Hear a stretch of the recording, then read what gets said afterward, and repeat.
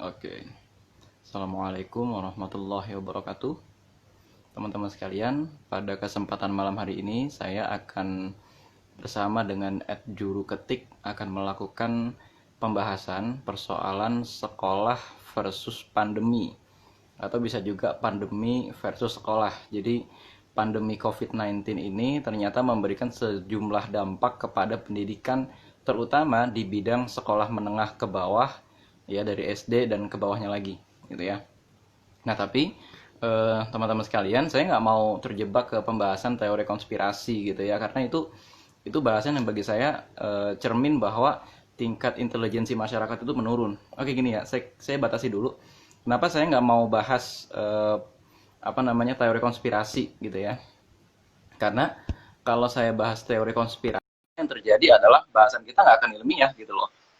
Teori konspirasi itu bahasan yang biasanya populer di negara atau di sebuah masyarakat yang masyarakatnya di sana itu cenderung tidak puas dengan kinerja pemerintah sebagai pemberi otoritas kebenaran, ya kan? Sehingga ujung-ujungnya mereka menciptakan kebenaran sendiri dalam batin mereka, gitu loh. Nah, bersama kita nih sudah bergabung salah seorang wartawan kawakan kita, sekaligus dia juga adalah seorang guru, gitu ya. Selamat. Mantap. Ya, assalamualaikum. Waalaikumsalam. Oke, ini masih di tulis ya. Ya, coba tulis saja. Oh, udah ya tadi ya? Udah. Udah ya, coba nih ya. Saya cari biar saya sematkan judulnya ya. Tadi saya sudah, jangan Anda deh terlalu kaku. Gua tadi udah bukan gitu ya, bahwa pembahasan kita ini nggak akan ke masalah teori konspirasi COVID itu, rekayasa politik dan lain sebagainya. Udahlah gitu ya. COVID itu ada kok, real gitu ya. Yang konspirasi itu ada, tapi konspirasi itu justru berdasarkan virus tersebut, bukan virusnya itu ciptaan siapa, itu nggak penting. Tapi nyata kok bahwa virus ini memberikan sejumlah dampak gitu ya. Nah, teman-teman sekalian, malam ini sebenarnya si Oji ini, Juru Ketik ini yang menjadi host gitu ya. Tapi lebih tepatnya mungkin sekarang kita akan diskusi bareng-bareng aja gitu ya. Jadi bukan diskusi bukan saya jadi narasumber, bukan Oji jadi narasumber, tapi kita akan diskusi bareng-bareng. Gimana kabar Oji? Lagi di mana? Alhamdulillah baik, ini lagi di kantor. Baik, lagi di kantor. Malam-malam jam segini di kantor lu. Dipekerjakan, dikerja. Ada FIFA, Pak. Ada FIFA. Oh, ada FIFA. Beda ya, emang kalau orang udah punya istri jam segini nggak di kantor, di rumah. Oke. Lu di mana lu? Di rumah? Iya, di rumah. Wah, buku-buku terlarang itu tuh. Buku-buku daftar merah. Baru dapat beberapa buku terlarang yang baru. Lama buku-buku dari zaman tahun 50-an baru dapat lagi nih. Anjir, dapat apaan lu? Ada dong, ntar aja. Oke. Nih gua mulai buka ya. Ya, buka coba. Oke, selamat datang teman-teman, selamat datang di Risalah Talk. Sebuah podcast atau sebuah diskusi yang membicarakan hal-hal yang ada di sekitar kita, baik yang kita rasakan langsung ataupun enggak. Dan Risalah Talk pada episode ini sudah memasuki episode kelima. Buat teman-teman yang ketinggalan episode 1 sampai 4, teman-teman bisa tinggal cari di YouTube, ada di Anchor, ada di Spotify, ada, tinggal cari aja Risalah Talk. Dan pada episode kelima ini kita akan membicarakan terkait pendidikan.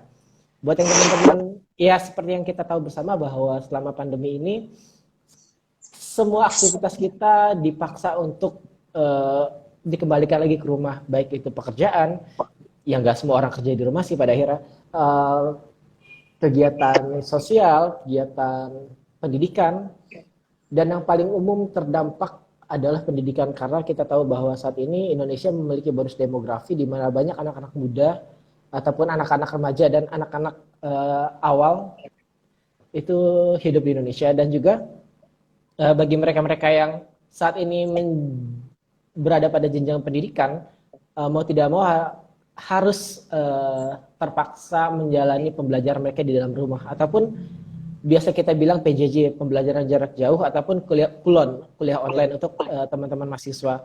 Nah, untuk di situ di beberapa media massa kita temui berbagai macam kendala yang terjadi, semisal keterbatasan alat, keterbatasan komunikasi, sinyal, atau juga bahkan bagaimana akhirnya keluarga itu mempunyai keterbatasan dalam mendidik anaknya. Untuk itu di sini ada gua, ada Amar, kita akan membahas terkait pendidikan di masa pandemi.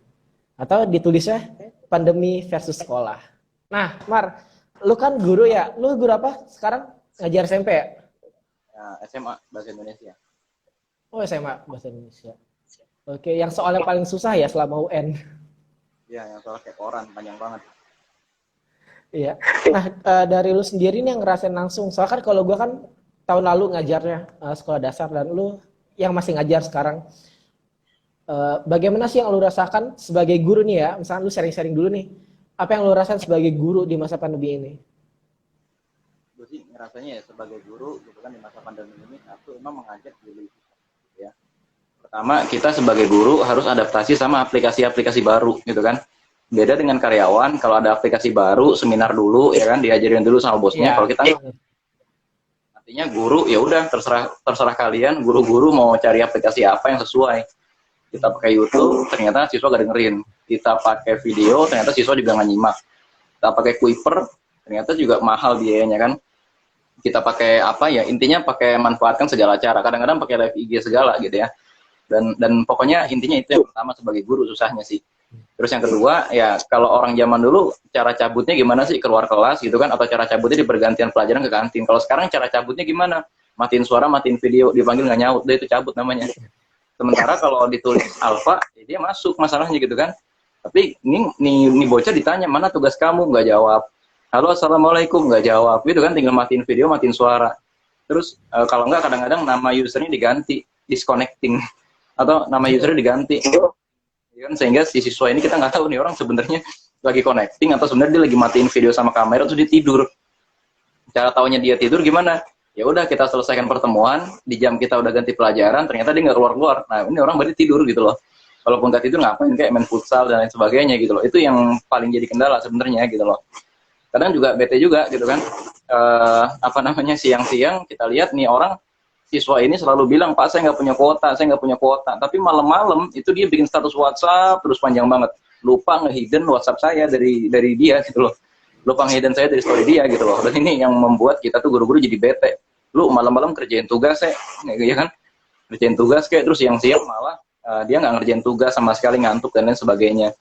Ini sih sebagai guru yang kita rasain ya susahnya, tapi enaknya adalah di sini kita percobaan. Apa sih yang terjadi kalau nanti di masa depan terjadi seperti ini lagi, atau bukan cuma itu, akan tetapi mungkin nggak ya kira-kira nanti sekolah, universitas, bimbel gitu kan, atau bahkan sebuah organisasi itu sistem pengkaderannya betul-betul hanya diadakan di media sosial. Mungkin nggak sih gitu kan, ternyata oh mungkin aja gitu loh. Cuman satu yang tidak bisa kita wariskan adalah adab dan akhlak. Itu tuh sebenarnya kalau yang gue lihat ya. Gitu, apalagi ini bahasa Indonesia ya, banyak ngomong, banyak ceramah ya kan, banyak apa, gue harus bacain cerita ke orang, gue harus jelasin ini tata bahasa gimana, kayak rumus-rumus gitu kan. Gue juga harus jelasin cara baca puisi yang baik tuh gimana gitu loh. Gue harus jelasin cara jalan orang tuh gimana, itu kan bahasa Indonesia kayak begitu kan. Dan ini nggak bisa gue maksimal gitu ngajarinnya. Kira-kira gitu sih. Kalau lu sendiri ngerasain gimana?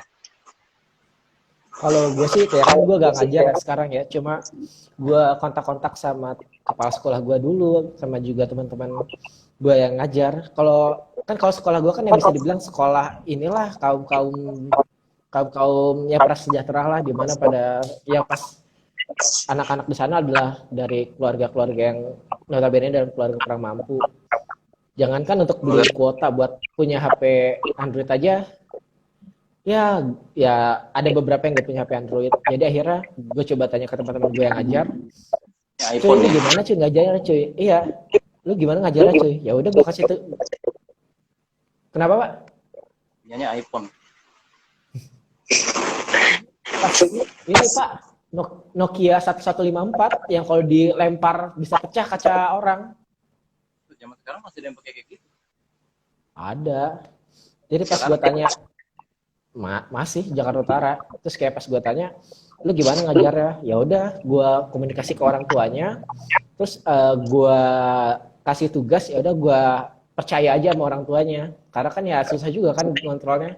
Apalagi kan ya nggak tatap muka gitu. Sedangkan untuk video call nggak ada alatnya gitu. Oke, gitu ya. Berarti ini sama ya sebenarnya kayak yang gue alami juga gitu loh. Oke, maksudnya gue ngajar bukan di kalangan menengah ke bawah. Gue ngajar di kalangan menengah ke atas, jujur aja nih ya. Maksudnya di kalangan pengusaha besar atau mereka di kalangan mereka juga ada dirjen-dirjen gitu loh yang orang tuanya sekolah di apa namanya sekolah gue gitu kan. Nah, tapi gini masalahnya ya. Justru masalahnya kalau di kalangan orang-orang menengah ke atas itu orang-orang ini justru melakukan pembatasan penggunaan gadget di anaknya sampai dengan mereka di usia kelas 3 SMA gitu loh. Nah, tiba-tiba ini kan kelas 10 sama kelas 11 tiba-tiba kan sekolah menggunakan handphone. Nah, satu, bahkan mereka itu ada yang nggak ngerti caranya bikin email gitu loh. Ada juga yang nggak ngerti caranya bikin Google Form. Karena memang dari orang tuanya belum mengizinkan mereka menggunakan handphone. Itu yang jadi masalah. Yang kedua, gitu kan, nggak semua di antara orang kaya itu adalah orang yang memanjakan anaknya dengan memberikan fasilitas-fasilitas. Ada yang anaknya suruh nabung dulu, baru dia tuh baru boleh beli laptop misalnya. Ada yang anaknya itu baru boleh beli handphone dan lain sebagainya kalau dia sudah melakukan satu hal gitu. Jadi ini juga terjadi di anak-anak gua gitu. Ini juga terjadi di siswa-siswa gua yang tidak semuanya di antara mereka itu memang diberikan kemudahan oleh orang tuanya. Dan ketika pihak sekolah sosialisasi, ada orang tua yang protes, loh gimana anak-anak saya lagi puasa sosmed gitu, lagi puasa apa namanya puasa gadget. Sekarang sedangkan dari sekolah ngirimin materinya di mana, di YouTube. Atau kadang-kadang ada ujian di mana ujiannya dibikin quiz di IG. Atau kadang-kadang ujian itu suruh bikin email, suruh cari di internet. Nah ini terutama yang kelas 10 yang nggak boleh megang handphone sama orang tuanya, tiba-tiba kita suruh cari, ya coba cari di internet, atau gue kasih satu situs sama orang tuanya, internetnya dibatasin gitu loh. Dan ini yang membuat gue sebagai guru juga, gue nggak nyalain orang tua itu. Tapi ya diperlukan pengertian semua pihak ya, bahwa ini lagi masa pandemi, memang jaringan internet perlu ini ya. Gue juga sedikit mau cerita nih. Gue itu nih sekarang sejak masa pandemi, lo tau nggak internet gue tuh sebulan ngisi pulsa tuh berapa? 600.000 bro. Sebulan 600.000 coba. Nah, gue mau pasang wifi nih kan. Ini ceritanya kemarin bini gue tuh gue suruh cari provider wifi, ya kan. Gue coba semuanya dari bukan apa namanya, dari MNC, dari mana gitu kan. Gue coba, ternyata jaringan itu penuh di rumah gue gitu loh. Ada IndiHome, cuman katanya IndiHome kabel optiknya itu sudah nggak ada lagi jaringan, artinya penuh gitu loh. Dan gue nggak bisa pasang wifi, bukannya gue nggak mau pasang wifi gitu loh, tapi gue nggak bisa pasang wifi. Aneh kan? Sedangkan kalau gue pasang wifi bisa lebih hemat, gue paling bayar sebulan 300, 400, 500. Ini gue pulsa gue doang, ya kan, itu sampai dengan 600.000. Belum pulsa bini gue, dia ngisi, dia juga masih kuliah dan lain sebagainya. Total gue hampir sekitar 900 sampai 1 juta nih pulsa di rumah gue doang gitu loh. Wah ini gila men. Pemerintah nggak usah gaya-gayaan ngomong apa, Indonesia sudah masuk generasi milenial gitu kan. Orang gua aja masih ngadat-ngadat nih internet gitu kan. Ini masih mending gue pakai Tri nih kan. Gue pakai Tri karena gue ngetes nih malam ini bisa nggak kita online pakai Tri. Sementara gimana dengan anak-anak gue? Anak-anak gue itu kebanyakan nggak mau pakai Telkomsel, mahal bro. Banget. Udah kuota dari pemerintah kan.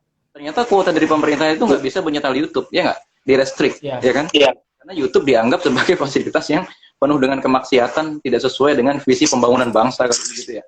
Dan itu membuat, gimana dengan guru-guru gua yang ngasih materinya itu di YouTube? Waduh, gitu kan. Buat apa kuota Telkomsel kalau gitu? Ya udah ujung-ujungnya sama anak-anak kuota Telkomsel itu aja. Download gitu doang. Gitu yang gua alami itu gitu. Soalnya itu menarik yang terakhir. Soalnya kan gue juga berkomunikasi sama teman-teman mahasiswa gimana mereka itu dijanjikan dapat kuota 50 giga, tapi ternyata pada kenyataannya itu 5 giga atau cuma 1 giga ya, itu kuota bebas, sedangkan 45 giganya adalah kuota aplikasi, entah itu buat Quora, entah itu buat ruang guru dan segala macamnya. Sedangkan untuk yang tadi lu bilang, untuk yang nyari tugas, upload tugas, dan nyari referensi lain kan biasanya di web lain, entah itu di YouTube, entah di website-website jurnal-jurnal luar. Nah itu akhirnya di situ kalau teman-teman gue yang masih mahasiswa akhirnya mengeluhkan itu. Nah itu dia, ya sama gitu loh, sama ini yang gue alamin. Akhirnya apa yang terjadi? Ya udah, untung anak-anak gue anak orang kaya gitu ya, minta kuota sama orang tuanya, meskipun orang tuanya juga teriak-teriak gitu kan, udah ini tolong gitu kan. Ya gue coba memberikan rasionalisasi. Oke lah, anggap aja yang tadinya ini ongkos transportasi gitu kan, ganti aja pakai ongkos pulsa gitu kan. Wah, Rahmat Abdul Khalis mengatakan gara-gara Jokowi semua ini ya enggak juga sih ya kan, nggak gara-gara Jokowi, ini semua tuh gara-gara Jokowi. Kalau Jokowi kerja, ini kan Jokowi nggak kerja, yang kerja kan Luhut, ya bukan gara-gara Jokowi lah, gara-gara Luhut kan gitu. Nah jadi maksudnya gini loh, artinya aduh ini kuota dari pemerintah nih ya nggak bisa dibilang nggak membantu juga, akan tetapi ternyata benar-benar nggak efektif. Oh gue sebagai guru aja merasa nggak terbantu dan nggak jelas kapan turunnya gitu kan, pemanfaatannya buat apa. Gue nyari materi, ya mau nggak mau gue nyari materi di YouTube, harus download, gue masukin ke slide ya nggak, kalau nggak gue download nanti gue setel di Zoom ya kan. Dan ternyata itu sama sekali nggak membantu men kuota dari situ, ya otomatis wajar dong pengeluaran pulsa gue membengkak men, 600.000 gila lu. Udah gitu nih kayaknya udah mau terdekat, gue harus ganti handphone. Kenapa? Baterai gue bocor. Ya wajar lah, dari jam 7 sampai jam 12 itu gue nge-zoom. Gila aja loh gitu kan, HP gue dicas jam 8 penuh. Ntar jam 11 HP gue udah 0%, harus dicas. Kan gitu.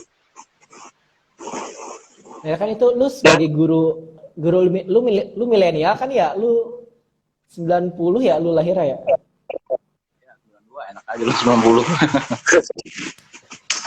Nah, buat teman-teman guru lu yang lain itu gimana, Bib? Yang udah usia 40 ke atas, 50 ke atas yang biasanya mengajar secara konvensional tatap muka, terus tiba-tiba dipaksa untuk mengajar online dengan keadaan serba terkoneksi ini. Nah itu ya, alhamdulillahnya kalau di sekolah gue itu nggak ada sih guru yang usianya di atas 40 ya. Rata-rata masih paling tinggi kepala sekolah gue aja kalau nggak salah cuma 38 tahun umurnya. Cuman beda 10 tahun sama gue gitu loh. Alhamdulillahnya masih muda-muda. Nah, doain aja ya, kepala sekolah gue lagi ngambil disertasi nih, doktor. Cuman tetap berasanya gimana? Ada guru dari SMP atau SD ya di tempat satu yayasan gue juga gitu, yang mereka memang merasa satu, mereka bahkan baru bisa bikin email gitu misalnya agak sulit. Terus yang kedua, relatif ya, guru yang lebih tua itu biasanya lebih kaku pada persoalan pewarisan adab ya. Kalau kita yang muda-muda kan ada lebih sabar ya gitu ya. Lihat siswa adabnya jelek itu kan kita ajak ngobrol, kita ajak nongkrong, siswa ngerokok kadang-kadang kita ikut gitu ya. Bengal banget ya. Tapi kan gini, kalau guru-guru yang tua itu relatif dia umurnya jauh kan sama siswa ya. Jadi ketika siswa songong dan lain sebagainya itu mereka relatif lebih ngeluh soal itu.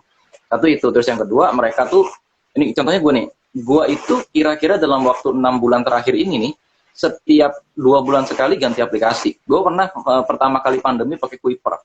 Pandemi kedua itu di 2 bulan selanjutnya itu gue pakai Candy. Bulan selanjutnya itu gue pakai Google Form. Coba ya kan, terus bulan selanjutnya itu gue boleh pakai Zoom, Classroom sama Google Meet gitu kan. Dan ini besok tanggal 1 Oktober Google Meet sudah berbayar, dibatasi cuma 60 menit kan. Yeah. Nah itu kalau gue bayangin, iya ya, gimana kalau gue adalah orang yang udah tua, umur 40 tahun, udah gitu gue ngerangkep, gak cuman jadi guru gitu kan, gue misalnya jadi pedagang kayak, atau gue ngerangkep jadi apalah gitu, gue ngerangkep jadi pengusaha batu bara atau apa gitu kan, gue bakal capek gitu kan, gue bakal capek banget gitu loh. Dan ini yang menurut gue jadi masalah besar. Dan apalagi, mohon maaf gitu kan, guru-guru itu nggak kayak karyawan, setiap ganti aplikasi, ganti mesin, ada pelatihan dulu, ya kan, ada pelatihan dan dari pelatihan dibayar 1 hari nggak ngajar, dia cuma latihan menggunakan aplikasi. Ini enggak, gue menggunakan hari libur gue untuk menggunakan aplikasi itu gitu loh. Gue bukannya protes, bukannya nggak ikhlas atau segala macam ya, tapi ini menurut gue tekanan buat guru-guru yang tua gitu loh. Gue masih muda, oke, waktu gue untuk bisa beradaptasi dengan aplikasi baru paling 2 jam. Lo ngenalin aplikasi ke gue nih, oke, lo kepala sekolah misalnya, Pak Amar besok pakai Discord ya, oke, gue pelajarin, setengah jam gue ngerti ini aplikasi apa, 1,5 jam kemudian gue udah bisa menggunakan aplikasi ini untuk mengajar. Tapi gimana dengan guru yang umurnya 45 tahun? Wow, ini yang gue nggak ngerti gitu loh. Dan pemerintah harus membuat semacam pelatihan yang lebih konkret. Ngapain kayak gitu loh. Dan ini menurut gue masalahnya di mana? Bukan di pemerintah pusat ternyata bro masalahnya bro. Di pemerintah pusat oke, bahkan menteri pendidikan kita adalah orang muda, meskipun dia bukan orang pendidikan gitu kan. Tapi ternyata masalahnya ada di dinas-dinas tingkat kota dan kabupaten bro. Dinas tingkat kota dan kabupaten itu rata-rata adalah orang tua yang mereka sendiri gagap aplikasi gitu loh. Satu itu. Terus yang kedua, memang relatif mereka sendiri selama ini sebelum pandemi cuma menjalankan tugas-tugas administratif, pengawas. Ya pokoknya gitu dah, gitu kan, pengawas datang ke sekolah gitu kan, terus nanya-nanya, Pak gimana sekolah, aman? Ya aman. Terus kan udah pas pengawas itu mau pergi kita bayar gitu kan, biasa kan pengawas begitu kan. Terus dikasih ya titipan, dikasih bungkusan, dikasih amplop gitu, disodorin guru yang paling cantik. Paling cantik, terus disodorin anak yang paling nilainya bagus gitu-gitu doang gitu kan. Sementara harusnya dinas itu memberikan pelatihan, ayo dong forum gitu kan, kita pakai Zoom, ajarin ke guru-guru ini gimana cara menggunakan aplikasi itu. Sementara sekarang masih primitif, guru-guru suruh datang ke sebuah tempat rapat gitu loh. Enggak, oke lah, gue menghargai dinas pendidikan itu tugasnya banyak, oke. Tapi ini ada yang lebih penting lagi, ini berhadapan dengan kualitas pendidikan itu sendiri gitu loh. Selama ini yang diurusin baru seputar manajemen sekolah, gimana caranya biar dana bos itu lancar, gimana caranya biar gimana caranya biar sarana prasarana sekolah itu bisa terpenuhi dan lain sebagainya gitu loh, biar akreditasinya lancar. Tapi men, ini bukan itu yang kita butuhin sekarang gitu loh. Udah sekitar 7 bulanan ini dari dinas itu selama ini gitu ya, menurut gua kurang membina kepada guru-guru aplikasi apa yang harus kita gunakan gitu loh. Itu sih kira-kira. Ya, gue juga ada cerita dari teman-teman gue yang masih ngajar. Dia tuh cerita gimana akhirnya dia guru swasta ya, bagaimana akhirnya dia itu ketika dalam masa pandemi itu tunjangannya dipotong, maksudnya benar-benar tunjangannya dihabisin, benar-benar cuma ada gaji pokok. Gimana soalnya sekolah itu menganggap bahwa guru-guru gak harus sekolah, guru-guru gak harus dapat jatah makan siang di sekolah, dan akhirnya cuma dikasih full uang apa ya, uang gaji pokoknya. Sedangkan ya tadi lu bilang, lu aja pulsa lu sampai 600.000. Dan itu akhirnya guru, kayak temen gua juga akhirnya dia tuh cenderung menjadi pragmatis dan akhirnya ya mulai kepikiran untuk resign karena ya tekanannya berat banget kan. Nah, ya itu dia yang apa namanya, gue pikir ya, selain tekanannya berat, gue ada satu analogi begini nih yang baru gue sadari gitu loh di kira-kira semester kedua ini ya, semester kedua kita pandemi.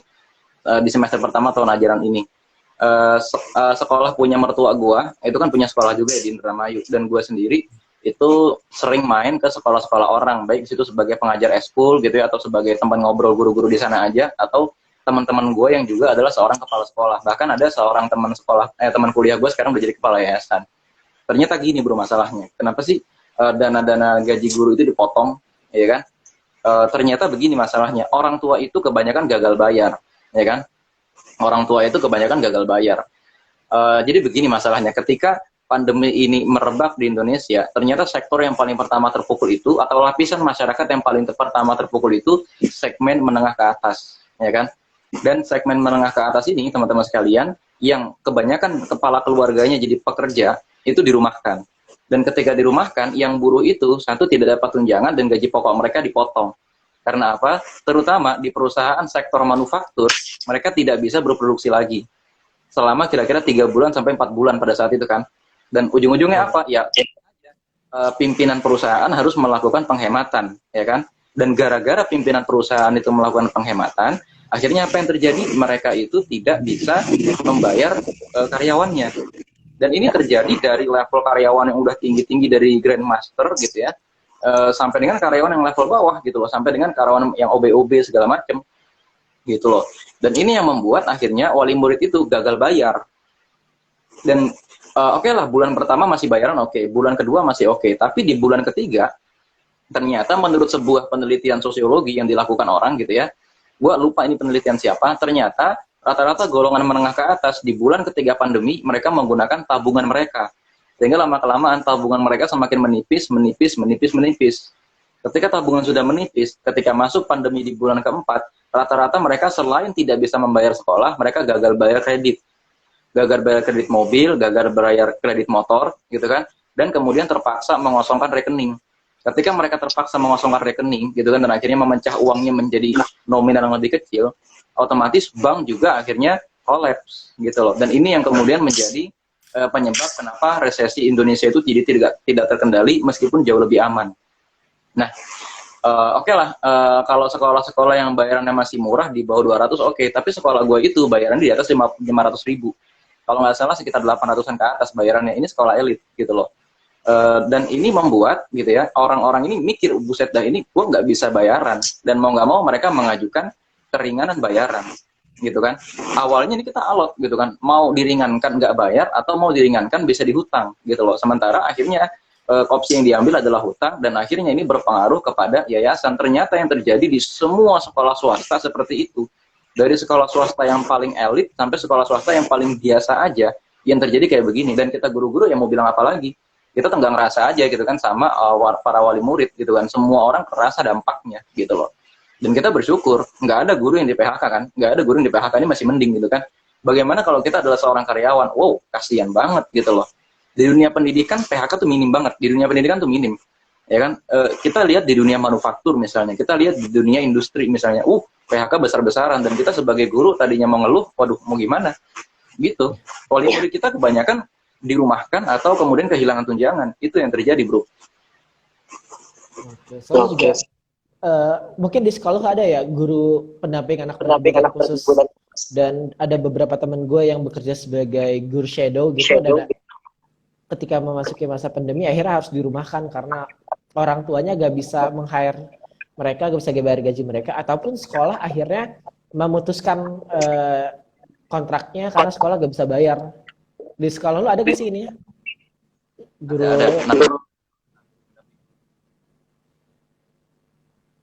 ada guru pendamping khusus namanya, bukan guru shadow, GPK namanya.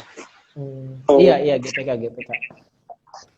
Oke, itu mungkin kalau dari segi guru ya. Kalau misalkan dalam segi proses pendidikan itu sendiri gimana? Kan kalau kita berbicara soal pendidikan sebagaimana Ki Hajar Dewantara itu memberi sebuah definisi bahwa pendidikan adalah memanusiakan manusia, bukan sekedar proses transfer ilmu. Menurut lu sejauh mana sih efektivitas pengajaran di era pembelajaran jarak jauh ini?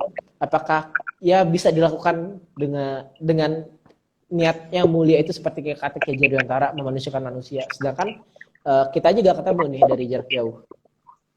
Oke. Jadi sebenarnya ada satu fenomena yang menarik yang gue amati gitu ya. Generasi wali murid yang ada sekarang itu lahir dari generasi yang orang tuanya juga sekolah, ya kan? Artinya mereka itu mengalami masa kecil yang orang tuanya kerja dan mereka sekolah, dijemput pada saat mereka pulang sekolah, ya kan? Rata-rata orang tua murid gue itu, mereka yang sekolahnya itu di tahun 90-an. Nah, di tahun 90-an itu kan, kita akui ya, pendidikan Indonesia dengan adanya kurikulum 92 itu udah mulai bagus, ya kan? Rapi, tertib, itu pendidikan Indonesia terlepas dari substansi materinya. Tapi secara manajerial, sekolah Indonesia dengan kurikulum 92 itu direformasi besar-besaran, ya kan? Kita akui itu. Ternyata, gitu ya, ternyata yang gue lihat itu begini. Generasi yang muncul dari kurikulum 92 itu kemudian ternyata berubah menjadi generasi pekerja gitu loh. Baik ini laki-laki maupun ini perempuan, ya kan? Rata-rata mereka berubah menjadi generasi pekerja dan relatif menjadikan sekolah itu menjadi sarana penitipan anak gitu loh. Karena apa? Paginya mereka bekerja gitu kan, dan sorenya mereka kembali berkumpul di rumah.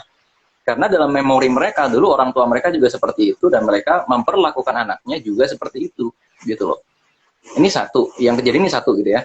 Terus yang kedua, ketika sudah sekian lama bangsa Indonesia tidak pernah punya pengalaman orang tua mendidik anak gitu loh. Artinya mendidik secara primer ya, karena selama ini ketika anak sudah sekolah di SD, pendidikan dari orang tua itu seperti pendidikan sekunder. Orang kayak sekolahnya itu malah di rumah, sementara dia ke sekolah itu malah kayak pulang. Karena waktunya sebagian besar dihabiskan di sekolah, ya kan?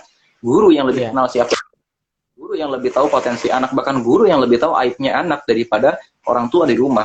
Di depan orang tua, anak-anak memasang topeng, mereka anak yang baik, memasang muka kucing gitu kan, berprestasi, well known dan lain sebagainya. Di sekolah aib mereka kita yang ngurusin. Nah, begitu ternyata terjadi pandemi, 24 jam orang tua menghadapi anak mereka, kebuka sifat asli mereka gitu loh. Kebuka sifat asli mereka, dan tingkat stres di dunia rumah tangga itu semakin tinggi. Salah satu puncak gunung es yang kemarin kita tahu ya, ada orang tua ngebanting anaknya, mukul anaknya sampai anaknya itu meninggal gara-gara susah banget diajarin, ya kan? Gara-gara susah banget diajarin pada saat masa pandemi. Kenapa? Ternyata yang gue alami begini, anak-anak itu sebetulnya cari perhatian di depan orang tuanya. Kenapa? Ketika orang tuanya itu jadi pekerja, anak-anak itu relatif mengalami kekosongan dalam dirinya. Kekosongan tidak adanya peran ibu dan peran ayah di dalam hatinya. Karena apa? Dua-duanya sibuk kerja, bro. Walaupun nggak dua-duanya sibuk bekerja, tekanan di rumah tangga akibat berkurangnya tunjangan atau gaji kepala rumah tangga mengakibatkan tensi di rumah tangga itu menjadi sangat tinggi. Anak nakal dikit, anak malas dikit, atau anak kelihatan capek, anak kelihatan minta tolong sama orang tuanya, Bu, tolong bukain laptop, Bu tolong pasangin email, Bu saya nggak ngerti ini kata guru saya apa dan lain sebagainya, orang tua akan mudah meledak. Dan selalu guru yang nggak ngerti apa yang harus dilakukan, karena apa, kita jarak jauh, kita nggak bisa intervensi pembelajaran yang ada di rumah, kita hanya bisa memberikan perintah. Kadang kita sudah ngomong kepada orang tuanya, Bu tolong anaknya jangan dibantu ya, anaknya sudah bisa sendiri. Tapi namanya orang tua, nggak semua orang tua itu berasal dari jurusan kependidikan. Bahkan ada kok yang orang tuanya saja sudah guru, tapi masih gagal gitu loh, masih gagal memanajemen kondisi rumahnya pada saat jam sibuk, ya kan? Jam sibuk itu kira-kira jam 7 sampai jam 12 siang, itu ketika anaknya sekolah, bapaknya WFH, ibunya juga WFH, adiknya juga sekolah di rumah, gitu kan? Satu itu penggunaan handphone lagi kenceng-kencengnya, terus yang kedua itu lagi sibuk-sibuknya sekolah. Ya kan, bayangin kalau adik kakaknya ternyata selama di rumah itu manja gitu loh. Adik kakaknya selama di rumah itu manja, semuanya minta tolong sama orang tuanya. Dan apa yang terjadi? Ya orang tuanya ngerjain tugas anaknya dan lain sebagainya. Padahal kita udah bilang, Bu, jangan dikerjain tugas anaknya gitu loh. Pak, jangan dikerjain tugas anaknya.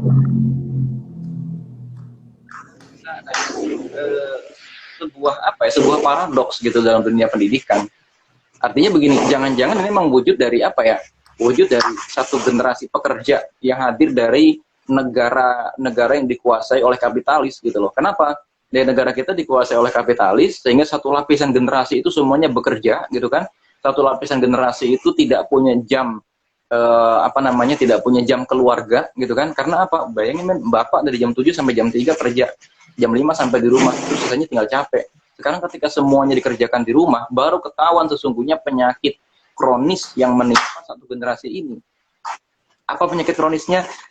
Berupa terlepas-lepasnya atau berupa terdisrupsinya hubungan antar anggota keluarga di rumah, yang kelihatan dari mana? Kolaborasi keluarga di rumah dalam dunia pendidikan tuh nggak kelihatan. Sementara akhirnya apa yang guru doang disalahin.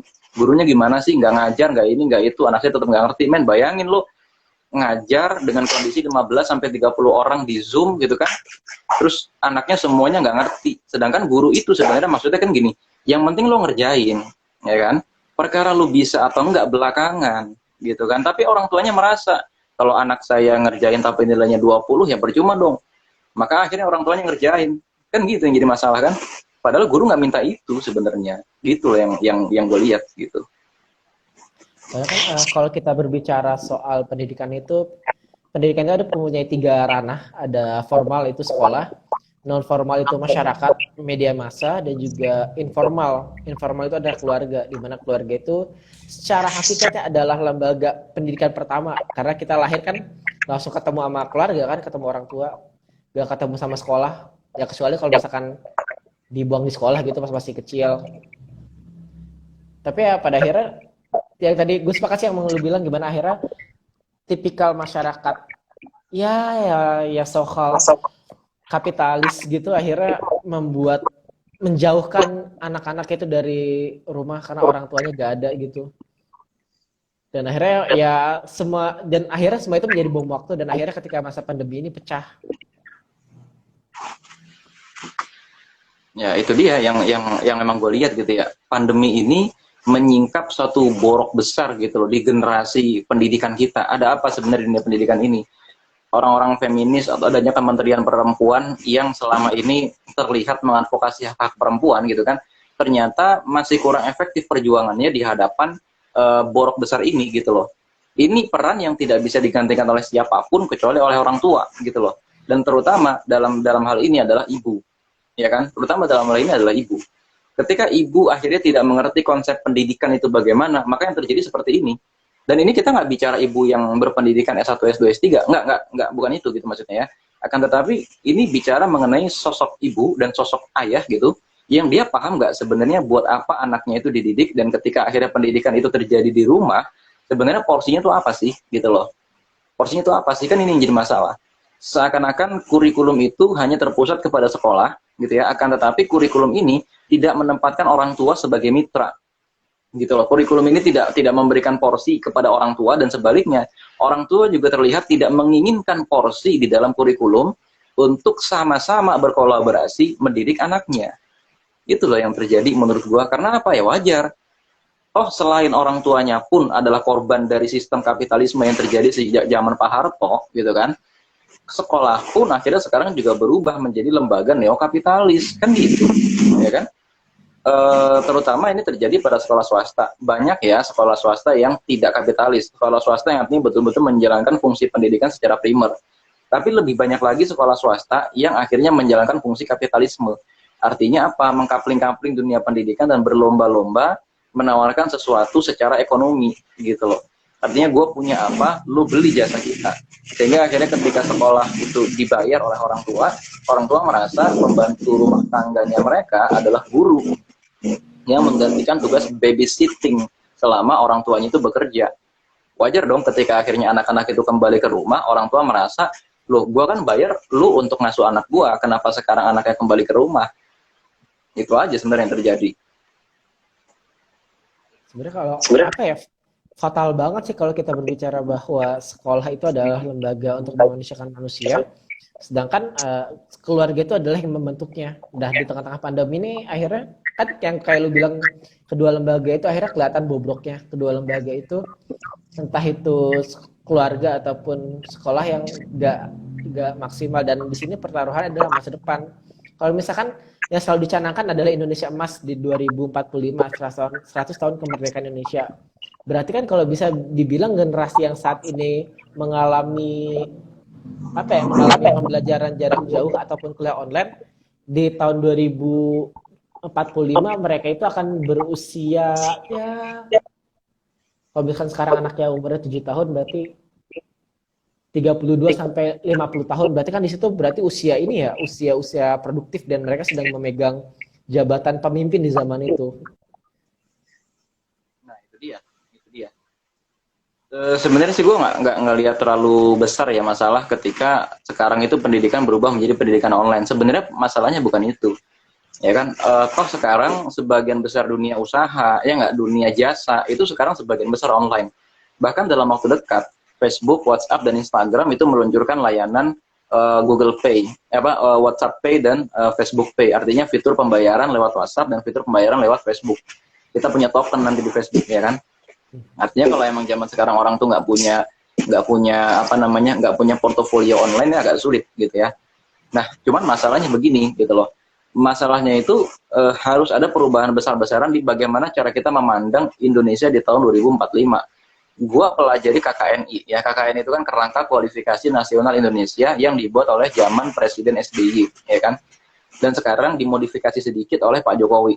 Ternyata Indonesia Emas 2045 tidak dipandang sebagai kejayaan Indonesia loh dalam KKNI itu atau dalam rencana blueprint tadi, tapi hanya dipandang sebagai ledakan jumlah pekerja gitu loh.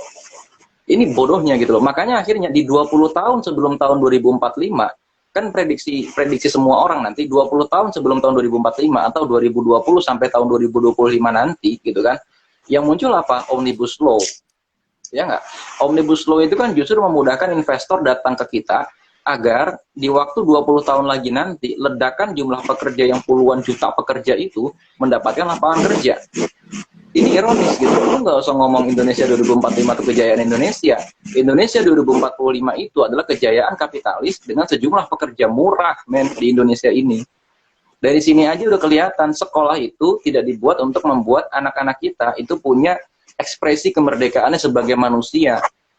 Akan tetapi, sekolah-sekolah kita itu termasuk di dunia kampus sekarang hanya dididik untuk menciptakan generasi pekerja yang taat kepada kapitalisme, yang taat kepada korporasi, yang juga taat kepada aturan-aturan pemerintah, meskipun aturan pemerintah itu menzolimi mereka. Ini kalau gue ngomong kayak begini kan seakan-akan buset, ternyata sejauh ini ya dunia sekolah, lu lebay, nggak gitu loh. Ini kok yang gue lihat di dunia pendidikan sekarang gitu loh, ini yang gue lihat. Akhirnya sekarang pendidikan yang sekadar proses menghafal, pendidikan itu sekadar proses memberikan konten, sekadar proses memberikan nilai gitu loh, tapi bukan proses pewarisan nilai-nilai baik dari negara kita tuh apa gitu loh. Itu sih sebenarnya yang gue lihat. Nah, kalau dari lu sendiri sih di tengah-tengah ya situasi politik seperti ini, ada gak sih, kalau lu bilang kan perlu ada sebuah perubahan besar, kira-kira masih ada harapan sih, entah itu dari gurunya ataupun nanti dari tentunya Kemendikbud sebagai lembaga eksekutif yang mengatur tentang pendidikan Indonesia ini? Atau mungkin justru dari skup paling kecil dulu, yaitu adalah keluarga, yang akhirnya nanti menopang sebuah negara gitu. Sebenarnya gue menjumpai satu fenomena yang menarik ya. Gue nggak tahu apakah fenomena ini ada di negara lain atau enggak gitu ya. Pendidikan di tengah-tengah masyarakat itu sebenarnya porsinya justru lebih besar pendidikan non formal loh, ya kan? Contohnya begini, oke lu sekolah, oke, tapi ternyata lu mendapatkan nilai moral dari mana, ya kan? Lu ternyata mendapatkan nilai moral dari organisasi yang lu ikuti di luar, ya kan? Sekarang kita berdua nih sama-sama pegiat taman baca, ya nggak? Kita berdua nih sama-sama pegiat literasi. Lu punya tengah baca, gue punya negeri buku dan taman baca, gitu kan? Ternyata gue memperhatikan anak-anak itu ternyata ngerjain PR, mendapatkan nilai-nilai baik dan lain sebagainya itu di taman baca, bukan di sekolah. Mereka menjadikan sekolah semacam hanya sebagai tempat absen dan tempat mengekspresikan kenakalan, tempat mengekspresikan kebosanan gitu loh. Tanpa mengecilkan peran guru-guru di sekolah gitu ya maksudnya ya. Akan tetapi ternyata yang terjadi karena mungkin kegagalan, bukan kegagalan ya, lebih tepatnya apa ya, ketidakmampuan kurikulum dalam menangkap ini semua, jeleknya manajemen sekolah gitu loh, jeleknya manajemen pendidikan dari dinasnya gitu kan, kepala sekolah tidak punya kebebasan mengembangkan sekolah sendiri, mahalnya dunia pendidikan dan lain sebagainya, membuat Indonesia itu porsi pendidikan ternyata lebih besar dimainkan oleh organisasi-organisasi non formal bidang pendidikan. Di bidang pendidikan Islam misalnya ya, yang lebih besar memainkan peran pendidikan itu di mana NU, Muhammadiyah, ya nggak sih, Al-Irsyad, Persis, termasuk juga kelompok-kelompok halakoh, itu ternyata yang lebih berperan besar dalam mewariskan nilai, gitu loh. Begitu juga kemudian yang kita lihat di kampus, ya kan, dunia sekolah, dunia kuliah, dan lain sebagainya, ternyata nggak seberapa dibandingkan dengan ekstra kampus atau dibandingkan dengan kegiatan-kegiatan kemahasiswaan yang mereka ikuti. Artinya, ada harapan. Harapannya apa? Jangan menjadikan sekolah sebagai satu-satunya pintu, gitu loh. Jangan menjadikan sekolah sebagai seakan-akan satu-satunya jalan keluar bagi semua permasalahan bangsa. Karena apa? Beban sekolah itu udah sangat banyak. Beban guru itu udah sangat banyak, gitu loh. Dengan materi-materi yang udah sangat sulit, manajerial sekolah yang berantakan, kepala-kepala dinas yang udah nggak kompeten, ini merupakan bagian dari bagi-bagi jabatan, gitu loh. Udahlah, jangan terlalu menekankan semuanya itu harus ditekankan kepada sekolah. Akan tetapi juga perkuat organisasi-organisasi atau perkuat juga kegiatan-kegiatan ekstrakurikuler. Yang ekstrakurikuler itu juga termasuk berarti ekstra sekolah, jadi di luar sekolah, yang mendukung kepada pewarisan nilai-nilai baik ini. Itu yang menjadi permasalahan. Gimana kalau gue lihat tadi kan lo ngomongin beberapa masalah yang terjadi di sekolah pada saat normal. Gue dulunya guru ya, Tapi sampai pas gue ngajar, gue masih kepikiran gue pas masih SMA. Gue berpikir bahwa sekolah itu adalah penjara. Lo kebayang gak sih bentuk sekolah? Dinding di mana-mana, atasnya dikasih kawat, terus kayak pintu gerbangnya dibuat tinggi pakai tralis. Anjir, itu penjara cuy. Di situ kayak kalau misalnya gue sebagai anak, gue mempastikan diri gue waktu itu ya pas masih sekolah, gue dipaksa ikut untuk belajar hal yang gak gue pengen pelajarin. Gue dipaksa ikut di dalam satu kelas duduk rapi selama berapa jam. Terus kemudian akhirnya gue lihat teman-teman gue pada cabut, ada teman-teman yang tidur, entah ada juga pun yang akhirnya gak memperdulikan terkait nilai akademisnya. Dan apalagi gue lihat sekarang yang tadi lewat pemaparan lu, justru gue lihat bahwa semua itu akhirnya terbuktikan gimana akhirnya anak-anak gak tatapan langsung sama guru, udah tinggal cabut aja gitu, karena ya mereka merasa bahwa ya sekolah itu bukan kebutuhan mereka, karena di sisi lain mereka banyak menemukan nilai-nilai di luar, entah itu di media massa, entah itu lewat hiburan-hiburan yang mereka rasa mendidik. Lo ngerasa gitu gak sih? Kadang-kadang iya, gitu ya, kadang-kadang iya. Tapi kadang-kadang gue juga mikir, ya kalau begitu sekarang solusinya apa ya, gitu kan? Jangan-jangan yang jadi masalah sekarang begini, jangan-jangan yang jadi masalah kita selama ini terjebak sama bentuk, itu yang pertama. Artinya kita tuh imajinasi, ini kan imajinasi orang tua bahwa sekolah itu penjara, ya kan?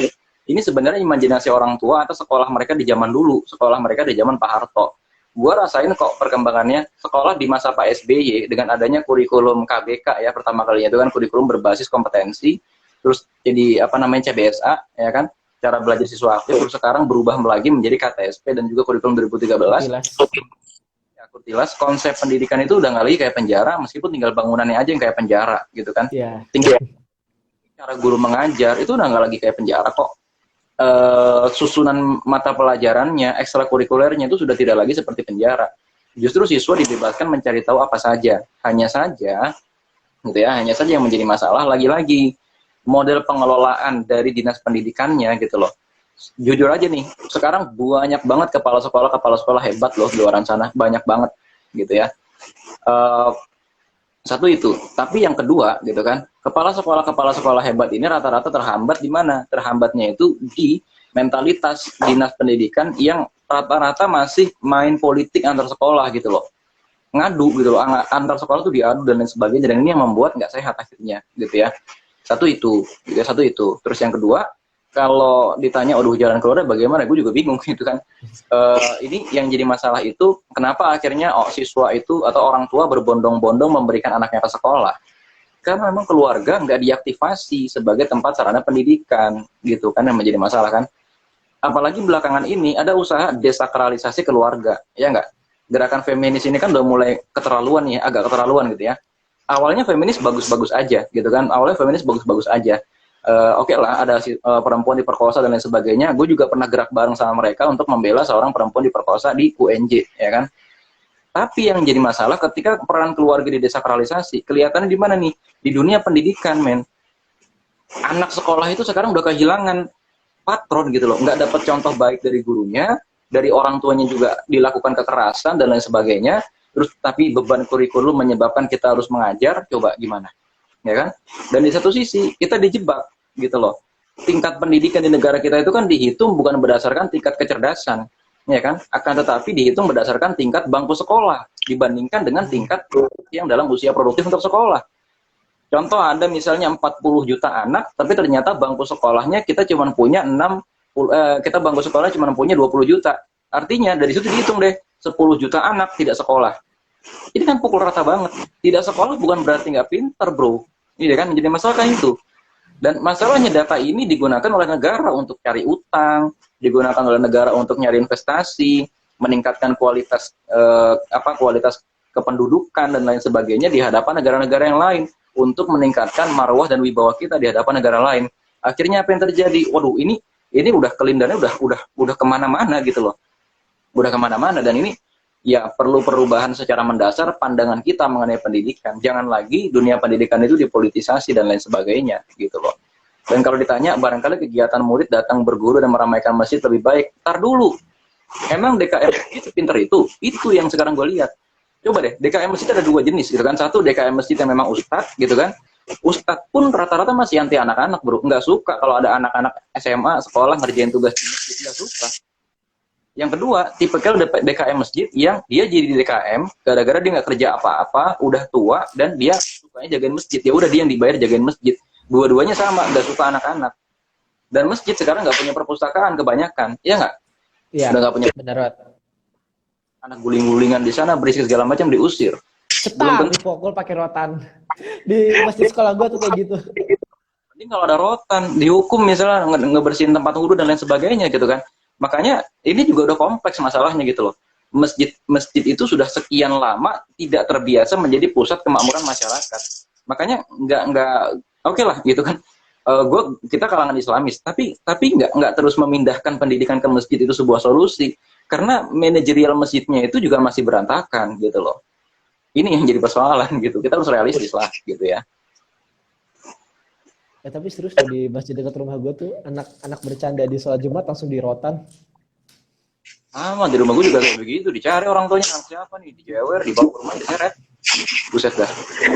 Ini kan rata-rata DKM masjid itu kan rata-rata bukan orang kependidikan, dan belum ada misalnya gitu kurikulum di masjid yang betul-betul secara khusus ngebina anak-anak. Malah nih sepanjang gue biasa ngisi kajian di masjid gitu kan, Ikatan Remaja Masjid itu merasa ada senioritas loh di DKM masjid itu.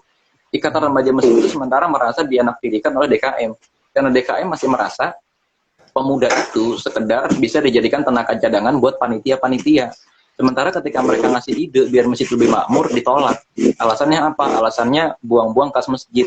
Sementara mereka bilang, padahal setiap sholat Jumat, kas masjid diumumin 40 juta, 30 juta, 40 juta, 50 juta, dan lain sebagainya. This is a new problem, gitu loh. Memindahkan dunia pendidikan ke masjid, masalah baru, bukan menyelesaikan masalah. Gitu. Ya kalau misalnya kita tinjau dari sektor apa dari pengertian pendidikan itu sendiri kan harusnya masjid itu menjadi lembaga pendidikan non formal kan? Harusnya kan seminggu sekali Harusnya. kita sholat Jumat, ya nggak ada pengajian subuh dan lain sebagainya, segmen ke anak kecil dan lain sebagainya. Tapi kita lihat kenapa sekarang anak kecil, remaja-remaja itu makin menjauh dari masjid, karena memang masjid tidak menyediakan apa yang mereka butuhkan gitu loh. Satu itu ya. Terus yang kedua, memang kualitas manajerial masjidnya, segimanapun kita bilang kualitas manajerial sekolah itu jelek, masih bagusan manajerial sekolah daripada manajerial masjid. Itu yang jadi masalah gitu loh. Oke, kita balik lagi soal pendidikan ya. Eh, kan yang lu bilang tadi akhirnya peran keluarga itu mempunyai faktor yang sentral gimana akhirnya pada di saat yang sekarang kan gimana guru itu akhirnya gak bisa melakukan sebuah apa ya sebuah pembelajaran terkait karakter terkait moral karena kan terpaut jarak begitu jauh. Sedangkan ya yang begitu dekat dengan mereka adalah keluarga. Lu ada ketemu gak sih kayak orang tua murid yang akhirnya bisa menjadi apa ya menjadi suplemen pembelajaran yang baik dalam hal pembentukan karakter gitu? Karena kan saya lihat ini kan lu gak dekat sama anak-anak ya. Ada sih memang, terutama orang tua murid ini yang satu, orang tuanya memiliki kebebasan finansial, sudah punya passive income lah. Pengusaha, biasanya orang tuanya itu pengusaha, dan usahanya itu di rumah, mereka nggak mengalami masalah yang signifikan. Begitu juga dengan orang tua yang dia juga guru, biasanya nggak terlalu masalah. Atau yang ibunya itu nggak ikut kerja, sehingga ibunya sudah terbiasa melayani kebutuhan anak-anaknya, dan ibunya berpendidikan. Cuman kalau orang tuanya ini bukan guru juga atau orang yang WFH gitu ya, WFH-nya itu benar-benar tadinya kerja di kantor, sekarang kerja di rumah, stres mereka. Bahkan bukan cuma yang di berita itu ya, gue juga pernah bahkan melihat sendiri ada orang tua yang melakukan kekerasan dengan terhadap orang tuanya. Jadi lupa matiin soundnya, anaknya dibentak-bentak, diomel-omelin gitu, dan mereka berantem.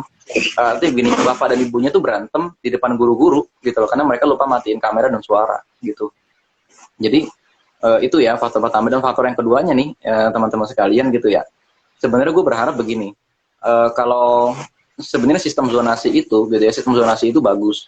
Ketika sebuah daerah ditetapkan sebagai zona merah, anak-anak sekolah ini kan sebenarnya dalam satu zona itu masih bisa ngumpul ya, entah itu di kantor kelurahan kan kalau di kampung-kampung gitu ya, kalau di daerah-daerah kota itu misalnya di musola setempat gitu kan, untuk sekolah, dengan catatan mereka menggunakan face shield atau menggunakan ya apalah biar aman gitu kan, mandi dulu dan lain sebagainya gitu kan. Dan itu kalau menurut gua bisa dilaksanakan gitu loh. Yang ngajar ya bukan guru, tapi pakai layar aja gitu kan. Ini sebenarnya bisa dijalankan. Memang ya orang tua bagaimanapun ya nggak bisa mendidik di zaman sekarang itu gitu loh. Ini yang jadi persoalan. Ada yang nanya tengah malam. Iya, tengah malam biar aman. Kan petugas pemerintah udah pada tidur dan jam segini nggak kecampur yang komen tuh yang alay-alay ya kan. Kalau kita online jam 8 itu alay-alay itu yang komen tuh. Bahasanya Gitu dulu ya.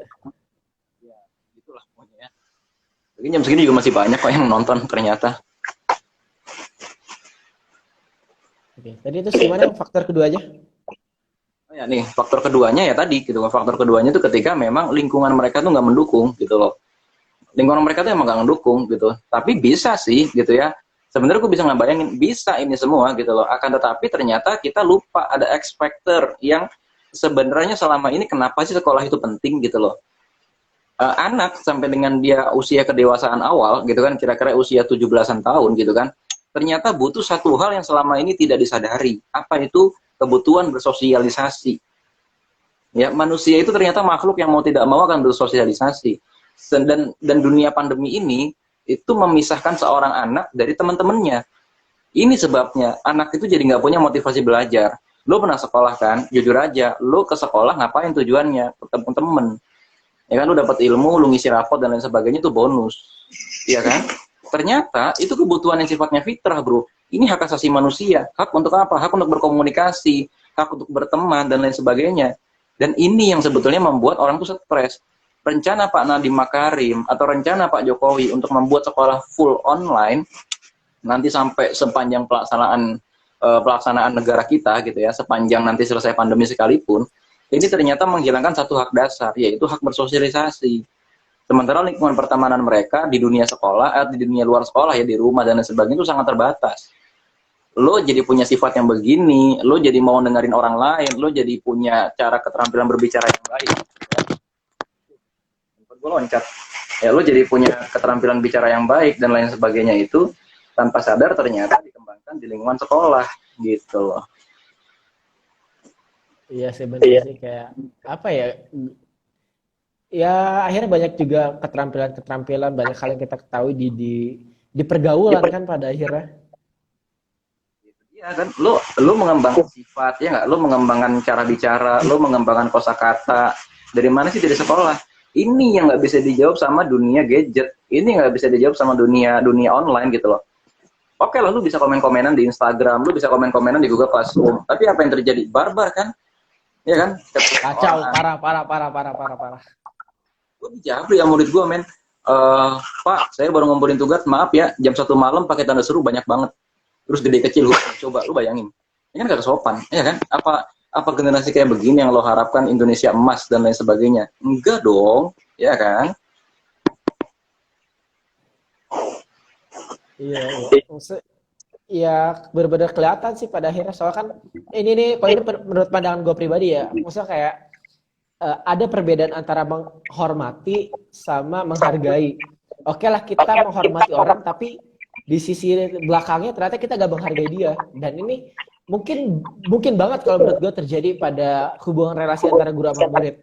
Oke ketika bertemu langsung kita hormat sama guru karena ada orangnya loh tapi ketika dia ketemu ya udah kita ternyata kita gak menghargai guru loh, kita gak menghargai adabnya itu loh, dan akhirnya ketika gak tatapan muka langsung seperti pembelajaran sekarang, ya itu tadi ini sembarangan, sembarangan, ya kan? Lu ngerasa gitu gak sih?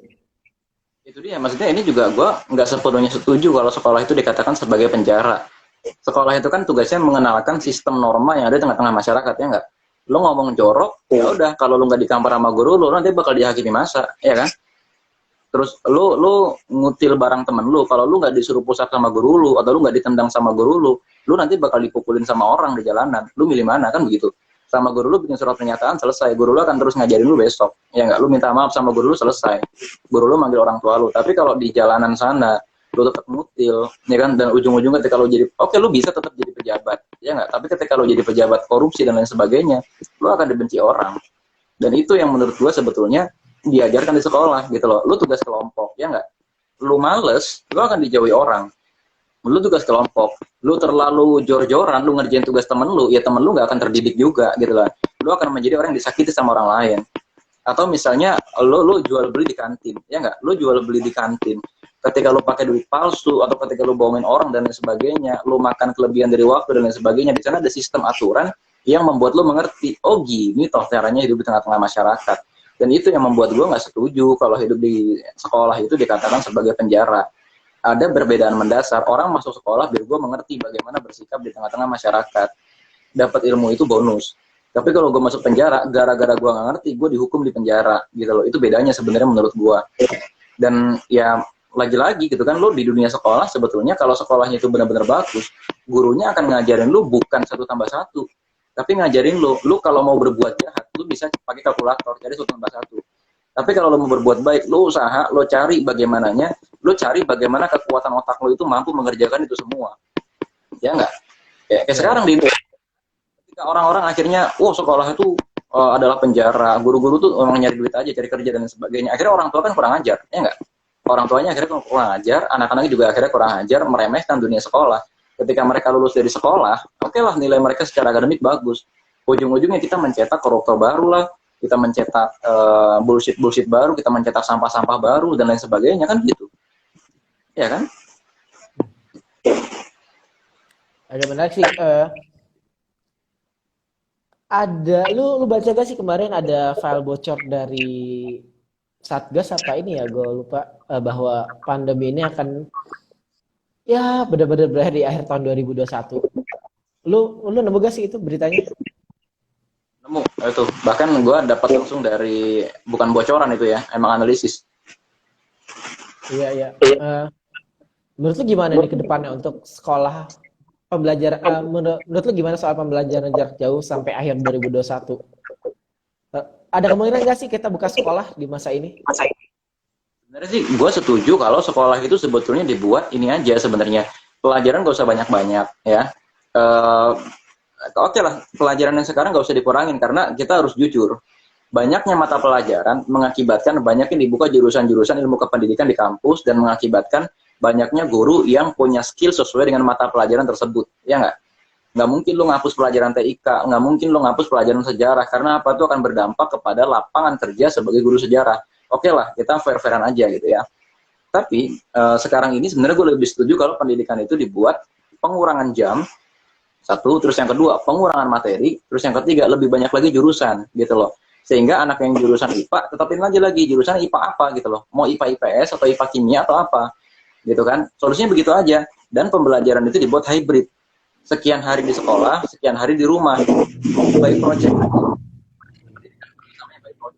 Namanya by project itu kan berarti siswa hanya belajar yang berkaitan dengan projectnya. Kan gitu. Artinya misalnya gini, dalam 7 hari, anak itu ke sekolah cuma 3 hari, terus yang 2 hari dia mencari ke perpustakaan, dia wawancara di luar, ya enggak? Dia ke museum dan lain sebagainya untuk mencari hal-hal yang diajarkan di sekolah, tapi karena keterbatasan dunia sekolah, maka dia mencari itu di luar. Itu loh sebenarnya yang pertama. Tapi ini juga jadi masalah. Kenapa? Nanti akan terjadi disparitas besar antara sekolah-sekolah. Contoh di Nusa Tenggara Barat. Gue sering ke daerah Nusa Tenggara Barat. Beberapa kali dalam setahun gue ke Nusa Tenggara Barat.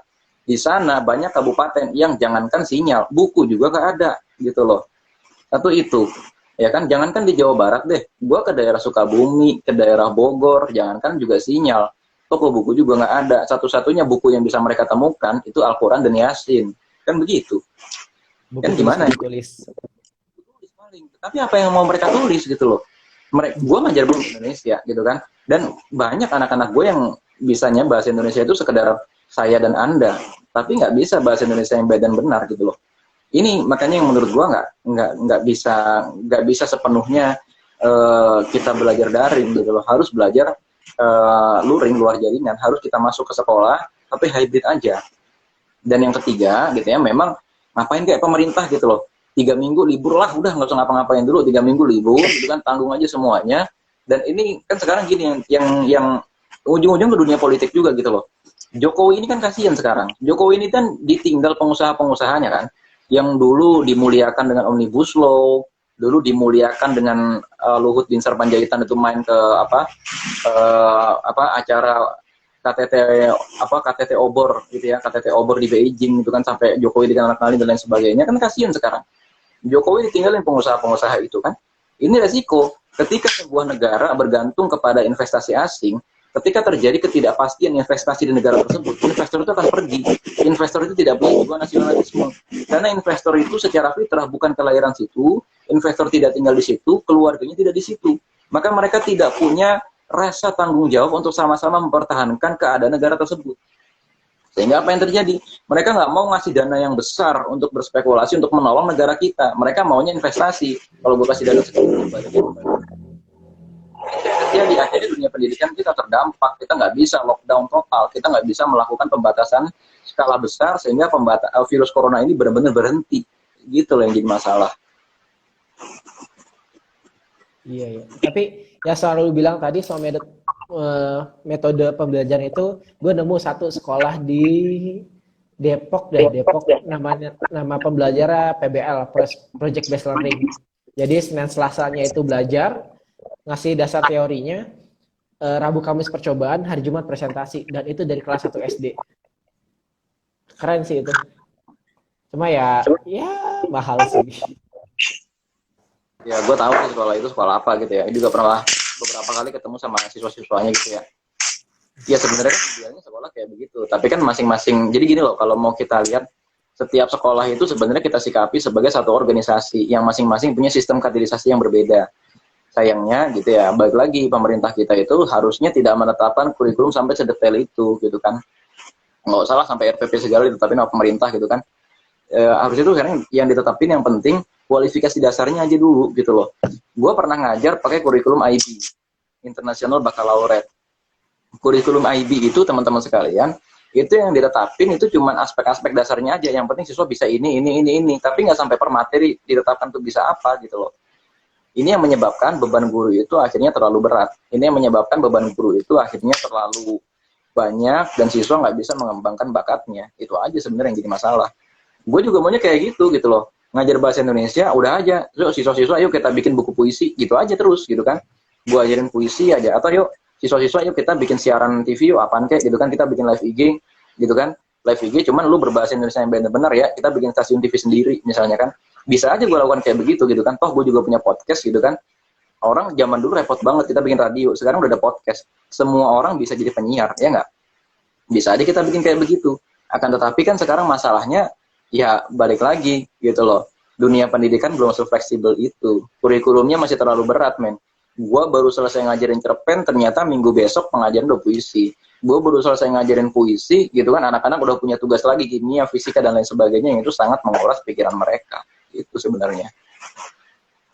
Kalau dia sih gue tertarik tadi yang lo bilang terlalu rinci. Gimana akhirnya nggak ada nilai-nilai kelokalan yang akhirnya masuk ke dalam kurikulum yang apa ya, yang relate gitu sama masyarakat sananya. Kayak misalkan soalnya gue ingat penuturannya Felix Exnesi. Felix Exnesi itu yang kemarin ini, yang penulis orang-orang Otimu, dia bilang bahwa di daerah timur itu mereka hafal soal apa ya, istilah-istilah ataupun kata-kata mutiara orang Jawa. Sedangkan ya mereka orang timur, beda loh nilai-nilainya, beda loh alamnya aja. Nah itu masuk juga sih soal gimana akhirnya pendidikan kita tersentralistik. Lu ngerasa gitu gak sih? Ya